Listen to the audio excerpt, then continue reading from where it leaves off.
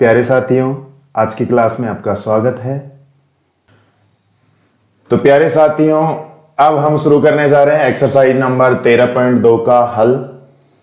तो उसमें है पहला क्वेश्चन, यदि P A equal to 3/5, P A का मान दे रखा है हमें 3/5 और पी बी की वैल्यू दे रखी है 1/5 और कह रहा है ए तथा बी स्वतंत्र घटनाएं हैं, तो पी ए इंटरसेक्शन बी ज्ञात कीजिए।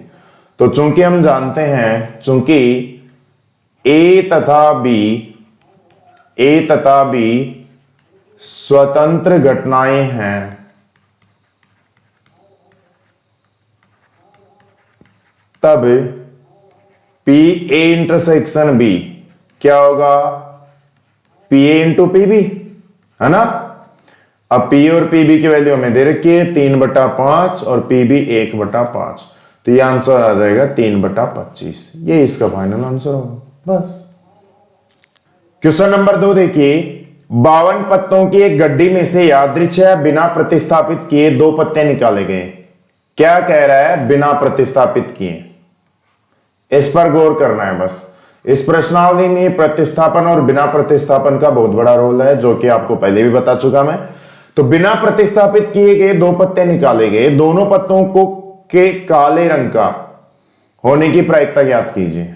ठीक है, दोनों पत्तों के काले रंग का होने की प्रायिकता ज्ञात कीजिए। तो माना घटना ई, पहला पत्ता काला है, माना घटना ई पहला पत्ता काला है और घटना है दूसरा पत्ता काला है। तो ये प्रायिकता के गुणन नियम से क्वेश्चन है, क्योंकि आपको पता है कि 2 पत्ते यादृच्छिक है बिना प्रतिस्थापित किए, साथ साथ निकाले जा रहे हैं, एक के बाद दूसरा, है ना, बिना प्रतिस्थापित किए। लेकिन दूसरा कैसे निकाला जा रहा है? पहले वाले को बिना प्रतिस्थापित किए। ठीक है, पहले वाले को बिना प्रतिस्थापित किए। तो पहला कुल पत्ते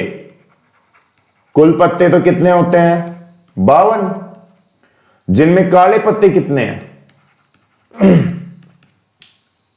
26। इसलिए पहला पत्ता काले रंग का होने की प्रायिकता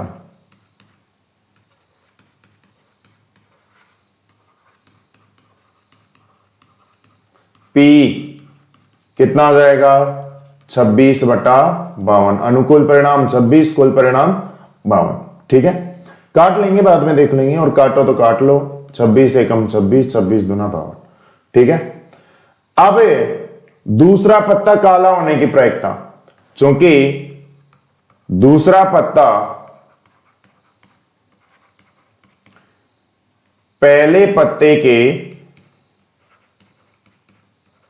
बिना प्रतिस्थापित किए निकाला जाता है, बिना प्रतिस्थापित किए ही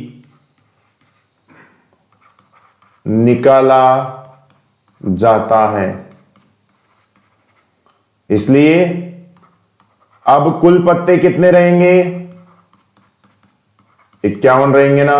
52 में से 1 बराबर 51, क्योंकि जो हमने निकाला था ना पत्ता, वो वापस से नहीं डाल रहे, वो वापस से प्रतिस्थापित नहीं कर रहे हम, तो अब तो 51 ही रहेंगे ना। और काले पत्ते, अगर पहला पत्ता काला निकाल लिया था और उसको वापस से अगर नहीं डाल रहे, तो अब काले पत्ते कितने होंगे? 26 - 1 बराबर 25।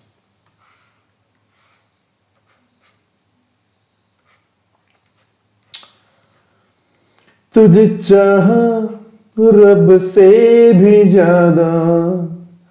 इसलिए अब ये क्या होगा? पी एफ नहीं होगा, पी एफ बटा ई होगा। ठीक है, पी एफ बटा ई का मतलब ई के घटित होने के बाद एफ। तो ई क्या था? पहला पत्ता काला निकालने के बाद दूसरा पत्ता काला होने की प्रायिकता। ठीक है ना। तो पी पहला काला पत्ता निकालने के बाद दूसरा काला पत्ता निकालने की प्रायिकता।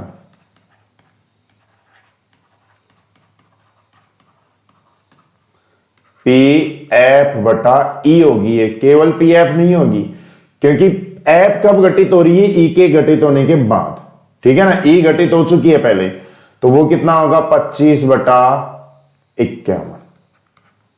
इसलिए यहां जगह नहीं है, मैं इसलिए प्रायिकता के गुणन नियम से, प्रायिकता के गुणन नियम से पीईएफ, मैं कई क्वेश्चनों में सीधा ये लिख सकता हूं, ठीक है ना। इसका मतलब क्या है, पी एफ बटा ई, यही है इसका मतलब।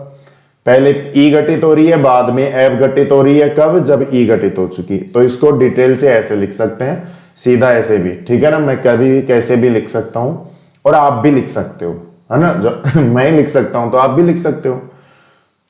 तो पीई इंटू पी एफ बटा ई, पीई की वैल्यू कितनी है 1/2, पी एफ बटा ई की 25/51, तो आ जाएगा 25/102। ये आपका फाइनल आंसर है। ओके, क्वेश्चन नंबर 3 है, संतरों के एक डिब्बे का निरीक्षण, उसमें से 3 संतरों को यादृच्छया बिना प्रतिस्थापित, देखो भाई क्वेश्चन क्या है, बिना प्रतिस्थापित, ठीक। मेन चीज तो यही है, प्रतिस्थापन सहित या बिना प्रतिस्थापन, इस पर आपको गौर करना है। तो बिना प्रतिस्थापित किए हुए निकाल कर किया जाता है, यदि तीनों निकाले गए संतरे अच्छे हों तो डिब्बे को बिक्री के लिए स्वीकृत किया जाता है, ठीक है। तीनों ही अच्छे होने चाहिए, तो डिब्बे को बिक्री के लिए स्वीकृत किया जाता है, ठीक। अन्यथा अस्वीकृत कर देते हैं। अस्वीकृत कब होगा, जब तीनों में से कम एक खराब हो, दोनों खराब हो तो भी अस्वीकृत, तीनों खराब हो तो भी अस्वीकृत, ठीक है ना। तीनों के तीनों अच्छे होंगे तो ही स्वीकृत किया जाएगा, ठीक है। एक डिब्बा जिसमें 15 संतरे हैं, उनमें से 12 तो अच्छे हैं और 3 खराब है, ठीक है, कि बिक्री के लिए स्वीकृत होने की प्रायिकता ज्ञात कीजिए। अभी स्वीकृत कब होगा, जब तीनों के तीनों अच्छे हों, ठीक है। पहला संतरा भी अच्छा, दूसरा भी अच्छा, तीसरा भी अच्छा, ठीक। अब स्वीकृत कब हो जाएगा, जब तीनों अच्छे होंगे, तो उसकी प्रायिकता पूछ रहा है। तो पहला संतरा अच्छा होने की, भाई तीनों अच्छे होंगे तो ही स्वीकृत होगा, तो पहला संतरा अच्छा होने की प्रायिकता क्या होगी 12/15, क्योंकि कुल संतरे कितने अपने पास, कुल संतरे बराबर 15, अच्छे संतरे जिसको जी से व्यक्त कर दो, जी बोले तो गुड, ठीक है, किसी से व्यक्त कर सकते हो 12, और खराब संतरे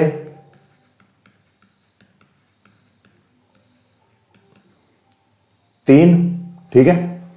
अब चूंकि डिब्बा बिक्री के लिए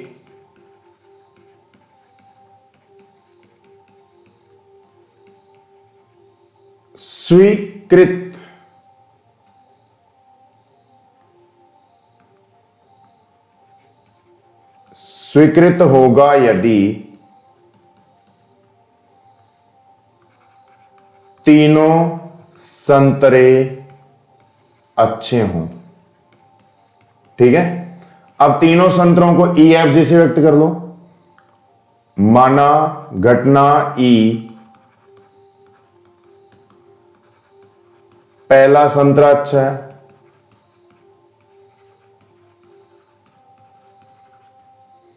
घटना एफ, दूसरा संतरा अच्छा है,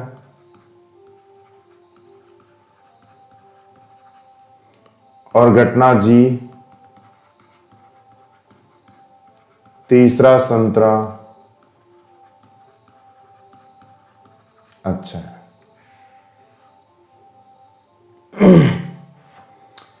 अब पहला संतरा अच्छा होने की प्रायिकता पी कितना हो जाएगा, अच्छे कितने हैं 12, तो 12/15, ओके, ठीक है। दूसरा संतरा अच्छा है, उसकी प्रायिकता पी एफ नहीं होगी, पी एफ बटा ई होगी। क्यों? कि पी एफ बटा ई का मतलब क्या है? ई के घटित होने की सूचना होने पर एफ के घटित होने की प्रायिकता। तो ई क्या है? पहला संतरा अच्छा होने पर दूसरा संतरा अच्छा होने की प्रायिकता। ठीक है, पहला संतरा अच्छा होने पर दूसरा संतरा अच्छा होने की प्रायिकता। तो ये क्या होगी? पी एफ बटा ई होगी। मतलब पहला संतरा हमने निकाल लिया। अब सुनिए, पी एफ बटा ई, पहला संतरा अच्छा है, उसके बाद दूसरा संतरा भी अच्छा होने की प्रायिकता। अब सुनिए, बिना प्रतिस्थापित किए, अब यहां पर आपको आना है घूम फिर कर वापस से, बिना प्रतिस्थापित किए। ठीक है, अब मैं बार बार उस चीज को लिखूंगा नहीं, आपको समझा दिया है, खूब अच्छे से समझा दिया है, मैं बार बार हर क्वेश्चन में लिखूंगा नहीं। हम बिना प्रतिस्थापित किए निकाल रहे हैं, जो संतरा निकाल चुके वो वापस से नहीं डाल रहे हैं, है ना। तो अब टोटल संतरा कितने बचेंगे? 14, क्योंकि 15 थे, एक निकाल लिया तो अब 14। और अच्छे संतरों की ही बात हो रही है अभी भी, तो अच्छे संतरे पहले 12 थे। ठीक है, अच्छे संतरे कितने थे? 12 थे, एक निकाल लिया हमने, अब कितने बचेंगे? 11 बचेंगे। ठीक है, तो अब इसकी प्रायिकता हो जाएगी 11 बटा 14। ठीक, इसी प्रकार पी जी बटा ई एफ। अब इसका मतलब बताइए, ई क्या है? पहला संतरा अच्छा है, एफ क्या है? दूसरा संतरा। पहला और दूसरा संतरा अच्छा होने पर जी क्या है? तीसरा संतरा अच्छा है। तीसरा संतरा अच्छा होने की प्रायिकता। ई एफ, पहला और दूसरा संतरा अच्छा होने पर तीसरा संतरा अच्छा होने की प्रायिकता। तो भाई, और ये भी कैसे? बिना प्रतिस्थापन के। तो अब टोटल कितने बचेंगे? 2 संतरे अगर अच्छे निकाल लिए तो अब कितने बचेंगे? टोटल टोटल टोटल होंगे 13। और अच्छे संतरे निकाल लिए 2, तो अच्छे संतरे कितने होंगे? 10। ठीक है, इसलिए प्रायिकता के गुणन नियम से, इसलिए प्रायिकता के गुणन नियम से पी ई एफ जी, मतलब पहले ई घटना मतलब पहला संतरा, फिर एफ मतलब दूसरा संतरा, फिर जी मतलब तीसरा संतरा। और चलो मैं फिर से लिख देता हूं, पी एफ बटा ई, पी जी बटा ई एफ। पी का मतलब पहला संतरा अच्छा है, उसकी प्रायिकता। फिर एफ कब होगी? जब पी घटित, तो ई घटित हो चुकी है तो ये लिख दिया। और जी जब ई और एफ पहले घटित हो चुकी है तो ये लिख दिया। सबकी वैल्यू रख दीजिए, 12 बटा 15, 11 बटा 14, 10 बटा 13। जो कट रहा है उनको काट लीजिए। देखो 5 से 5 तिया 15, 5 से 2 बार। ठीक है, 2 से ये 7 बार कट जाएगा और 3 से ये 4 बार कट जाएगा और कट नहीं रहा। तो 13 चौक 44, सॉरी 11 चौक 44 और 13 7 91, 13 5 65, 13 7 91, तो 44 बटा 91। अगर तो डिब्बा बिक्री के लिए स्वीकृत कब होगा? जब तीनों डिब्बे तीनों संतरे अच्छे होंगे। तो तीनों संतरों के अच्छे होने की, अर्थात डिब्बा बिक्री के लिए स्वीकृत होने की प्रायिकता 44 बटा 51। ये आपका फाइनल आंसर हो जाएगा। ओके, क्वेश्चन नंबर 4 है, एक न्याय सिक्का और एक अभिनत पासे को उछाला गया। ठीक है, अब न्याय सिक्का, सिक्का मतलब हेड और टेल, और पासा मतलब 1 2 3 4 5 6। ठीक, तो देखिए, एक न्याय सिक्के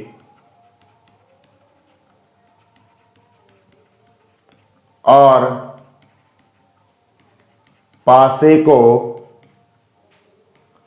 उछालने पर प्रतिदर्श समष्टि S बराबर HT गुणा 1 2 3 4 5 6। ठीक है, तो S बराबर क्या क्या क्या जाएंगे, H1 H2 H3 H4 H5 H6 T1 T2 T3 T4 T5 T6। तो कुल कितने परिणाम हो गए अपने पास, 12। मान ले घटना ए घटना क्या है, सिक्के पर चित्र प्रकट होता है। घटना माना घटना ए सिक्के पर चित्र प्रकट होता है,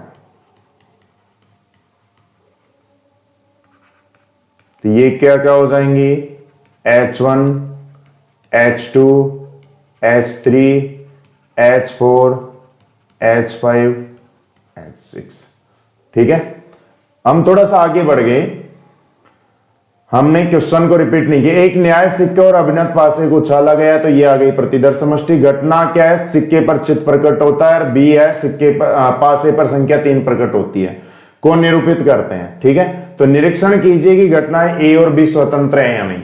भाई स्वतंत्र के लिए हमें क्या देखना है, P A intersection B equal to P A P B. तो हमें ए की प्रायिकता ज्ञात करनी है, बी की ज्ञात करनी है, और ए इंटरसेक्शन बी की ज्ञात करनी है। ठीक है, ये तीनों मान ज्ञात करने हैं। तो पी ए इंटरसेक्शन बी अगर P A into P B के बराबर है तो स्वतंत्र है, और अगर बराबर नहीं है तो नहीं है स्वतंत्र। बस सीधी सी बात ये है। तो यहां पर एन ए कितना आ गया, ए घटना क्या थी, चित्त प्रकट होता है सिक्के पर, है ना। तो चित्त वाली सारी घटनाएं लिख ली हमने 6, इसलिए पी ए कितना हो जाएगा, एन ए बटा एन एस 6/12 बराबर 1/2। एवं घटना बी क्या है भाई, घटना बी पासे पर संख्या 3 प्रकट होती है, पासे पर संख्या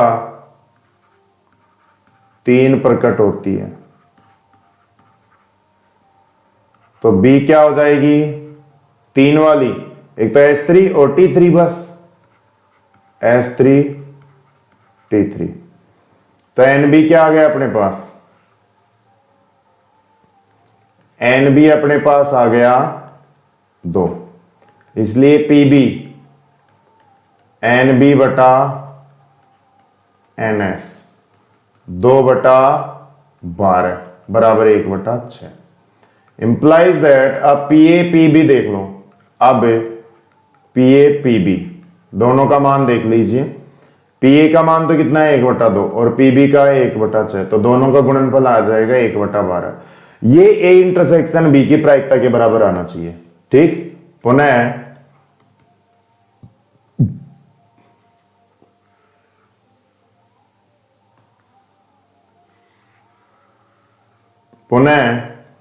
A इंटरसेक्शन B, क्या कोई कॉमन घटना है क्या, देख लीजिए। और H3 बस H3 है, तो N A इंटरसेक्शन B कितने अवयव, 1, इसलिए P A इंटरसेक्शन B बराबर N A इंटरसेक्शन B बटा NS, तो 1/12। तो P A intersection B P A into P B के बराबर है क्या, देखो ये भी 1/12 है और ये भी 1/12 है। तो implies that P A intersection B बराबर अपने पास आ रहा है P A into P B, इसलिए ए तथा बी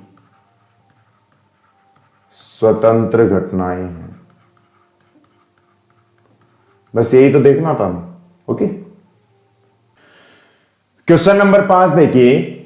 एक पासे पर 1 2 3 लाल रंग से और 4 5 6 हरे रंग से लिखे गए हैं। इस पासे को उछाला गया। मान लें ए घटना संख्या सम है और बी घटना संख्या लाल रंग से लिखी गई है। को निरूपित करते हैं, तो क्या ए और बी स्वतंत्र हैं? अब ए और बी स्वतंत्र कब होंगे? जब P A intersection B equal to P A P B.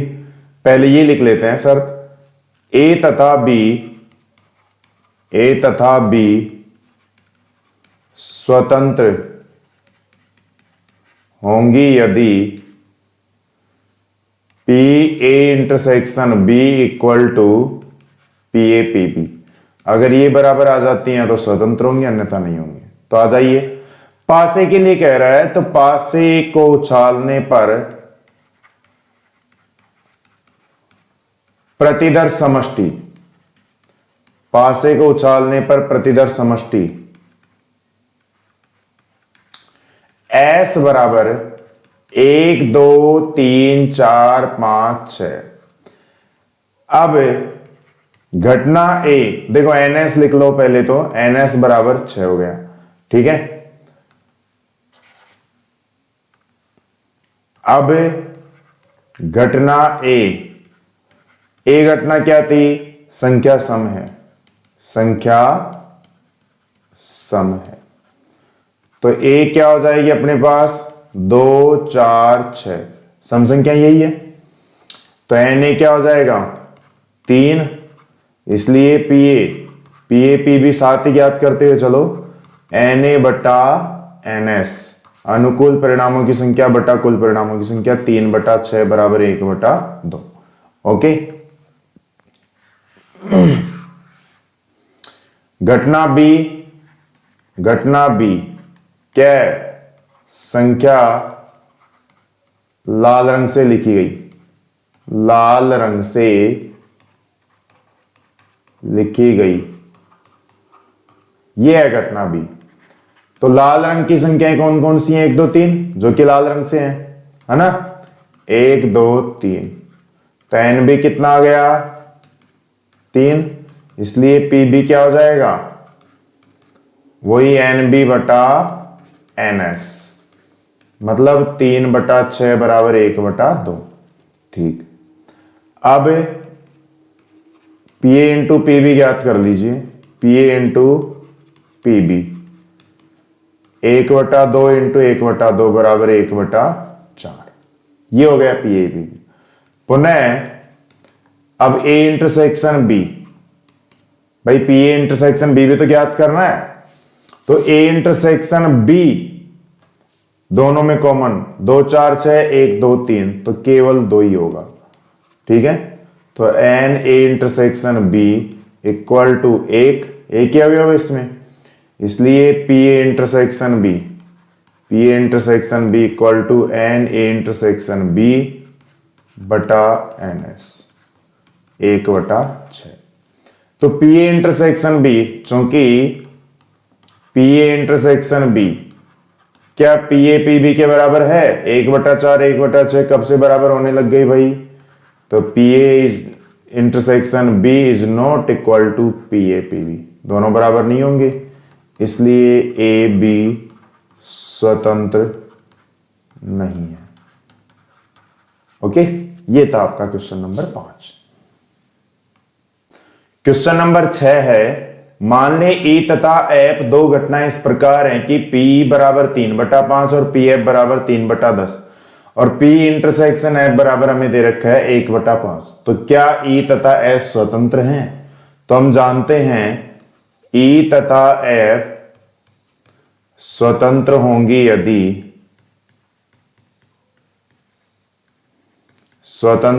यदि पी ई इंटरसेक्शन एफ बराबर पी इंटू पी एफ, ठीक है।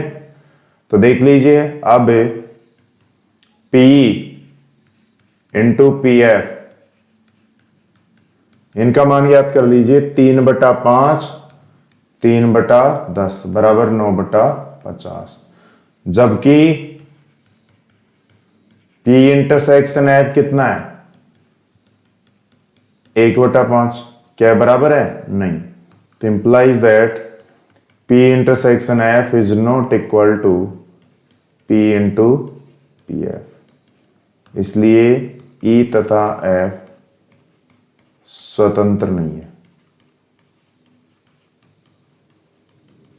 ओके। क्वेश्चन नंबर 7 है, ए और बी ऐसी घटनाएं दी गई है जहां P A equal to 1/2, P A union B equal to 3/5 और P B equal to P. तो P का मान ज्ञात करना है कब? जब घटनाएं परस्पर अपवर्जी हैं और घटनाएं स्वतंत्र हैं। दो क्वेश्चन है यहां पर, ठीक है। तो देखिए भाई, P A यूनियन B बराबर 3/5 है। तो चूंकि हम जानते हैं, चूंकि पहला क्वेश्चन कर लेते हैं, हम जानते हैं कि P A यूनियन B बराबर क्या होता है? P A plus P B minus P A intersection B, ठीक है, यही होता है। अब कह रहा है कि घटनाएं जब A तथा B परस्पर अपवर्जी हैं, भाई ये जब अपवर्जी हैं तब P A इंटरसेक्शन B की वैल्यू क्या होगी? 0 हो जाएगी। इसलिए P A यूनियन B ये अपने पास हो जाएगा P A plus P B, ठीक। अब P A यूनियन B की वैल्यू 3/5 है ही। P A 1/2 plus P B P, तो इसको इधर ले लो, तो 3/5 माइनस 1/2 बराबर P। तो P अपने पास आ जाएगा, देखो 10 लघुत्तम आ जाएगा, तो 5 दूनी 10, 2 बार गया, 2 तिया 6 माइनस 2 का 5 बार चला जाएगा 5, तो P की वैल्यू आ जाएगी 1/10, ठीक है।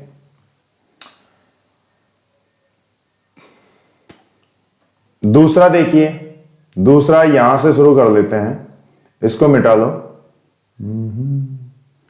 रोधे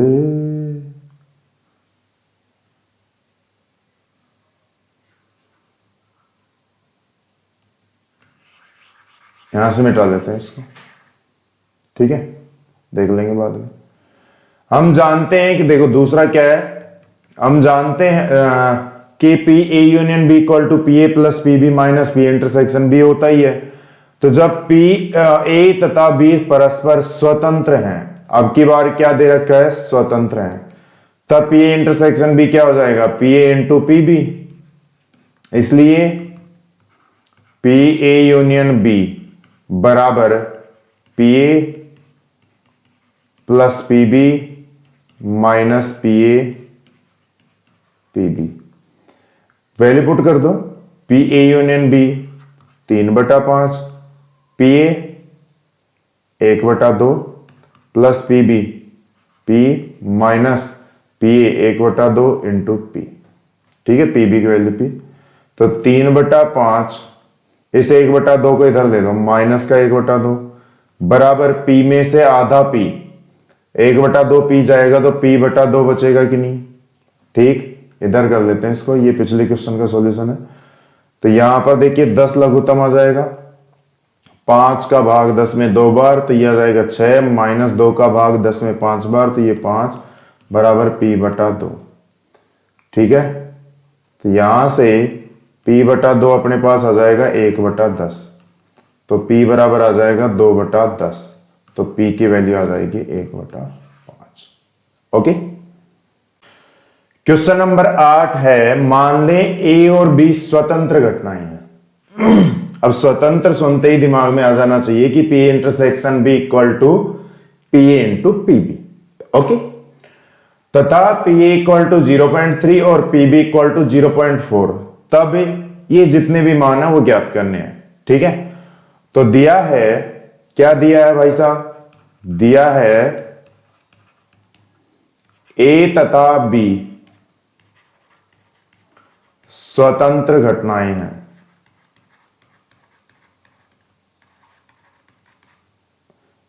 इसलिए P A intersection B equal to P A P B, है ना। ये पहला क्वेश्चन शुरू हो गया यहां से। P A इंटरसेक्शन B की वैल्यू ज्ञात करनी है, तो 0.3 इंटू 0.4, तो P A इंटरसेक्शन B की वैल्यू अपने पास आ जाएगी 0.12, okay.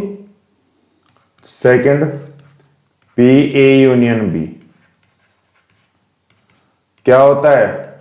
P A plus P B minus P A intersection B. अब ये भाई साहब क्या कह रहा है?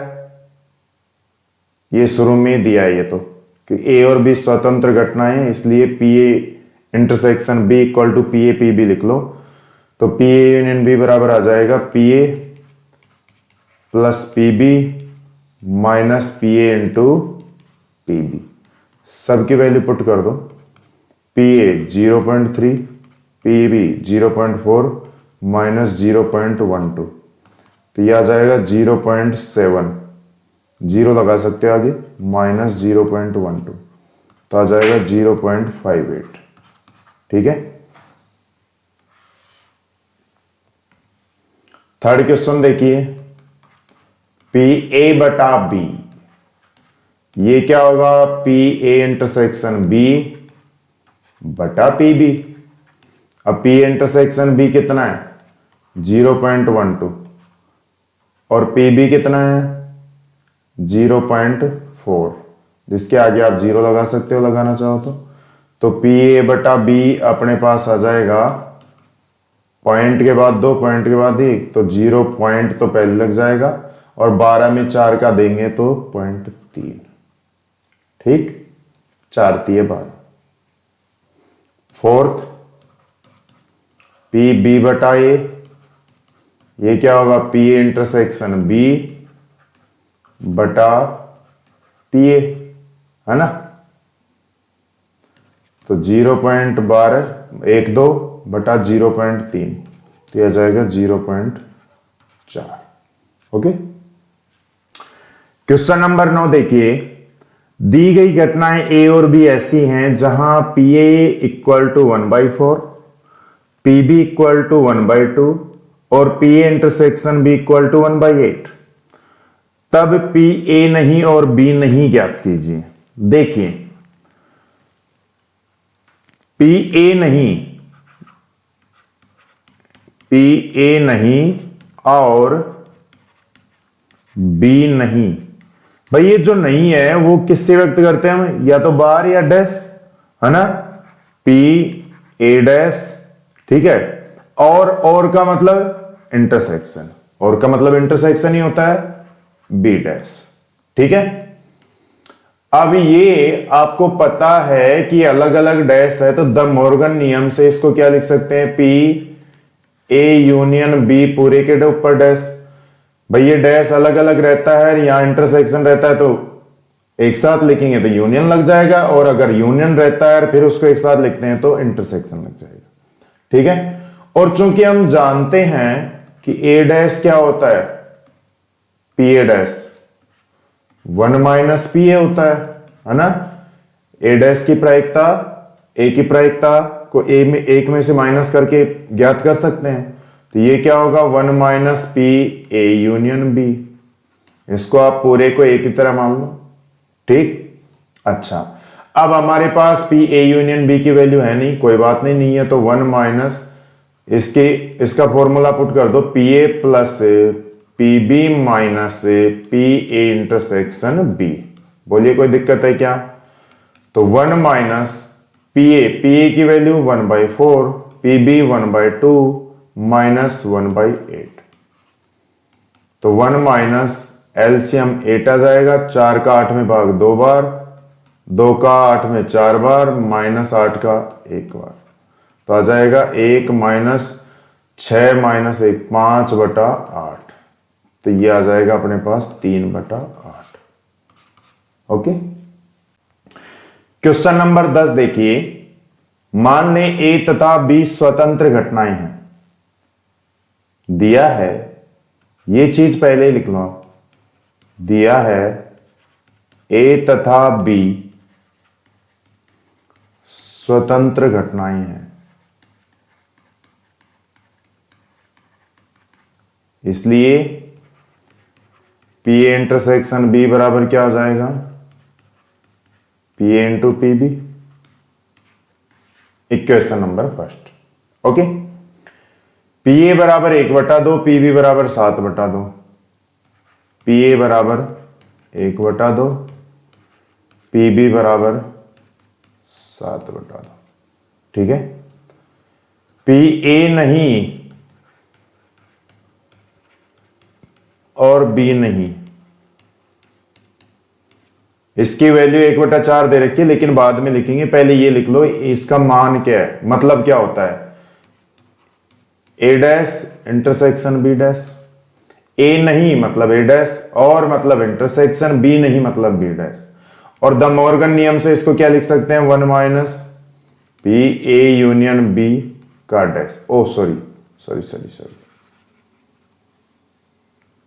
इसको क्या लिख सकते हैं, पी ए यूनियन बी का डैश। और द मॉर्गन नियम से लिख लिया इसको, 1 P A union B dash. और इसको अभी पिछले क्वेश्चन में जैसे किया था वैसे 1 minus P A union B लिख सकते हैं, ठीक है। अच्छा, अब ये क्या कह रहा है, क्या ए और बी स्वतंत्र घटनाएं हैं क्या।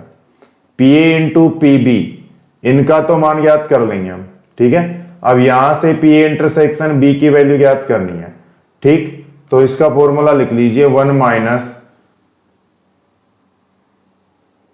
अच्छा मान ले कि स्वतंत्र हैं, और क्या स्वतंत्र हैं, इसने मानने के लिए कहा है, और लास्ट में पूछा भी कि क्या वास्तव में स्वतंत्र हैं, ये कह रहा है ना। तो मान लिया मतलब ये जो समीकरण 1 है ना, ये काम नहीं आने वाला, ये तो हमें चेक करना है, ठीक है। तो दिया है, नहीं करो इसको, ऐसे लिखो, ए तथा बी स्वतंत्र घटनाएं होंगी यदि, ठीक। और इसको ऐसे ही चलने दो। अब यहां से पी ए यूनियन बी की वैल्यू रख दीजिए, P A plus P B minus P A intersection B, ठीक है। अब ब्रैकेट खोल दीजिए, पी ए नहीं और बी नहीं की वैल्यू रख दीजिए 1/4। तो 1/4 बराबर 1 माइनस, देखो पी ए, ये माइनस पी बी, और ये plus P A intersection B, ठीक है। इन सबको इधर ले लो, और पी ए इंटरसेक्शन बी को एक तरफ रहने दो, इसी की तो वैल्यू ज्ञात करनी है। तो 1/4 माइनस का 1 प्लस का पी ए प्लस का P B equal to P A intersection B. तो पी ए इंटरसेक्शन बी को मैं इधर लिख रहा हूं, पी ए इंटरसेक्शन बी बराबर 1/4 माइनस 1, पी ए की वैल्यू 1/2, पी बी की 7/12 है, सॉरी 7/12, 12 एलसीएम आ जाएगा, 4 तिया 12 माइनस 12 प्लस ये 6 बार प्लस 7। तो पी ए इंटरसेक्शन बी बराबर कितना आ रहा है, 6 और 7 13 और 3 16 में से 12 गया तो 4/12, तो 1/3 आ गया, ठीक है। जबकि P A into P B, इसकी वैल्यू भी याद कर लीजिए, क्या 1/3 आ रही है, 1/2 इंटू 7/12, तो 7/24 आ रहा है।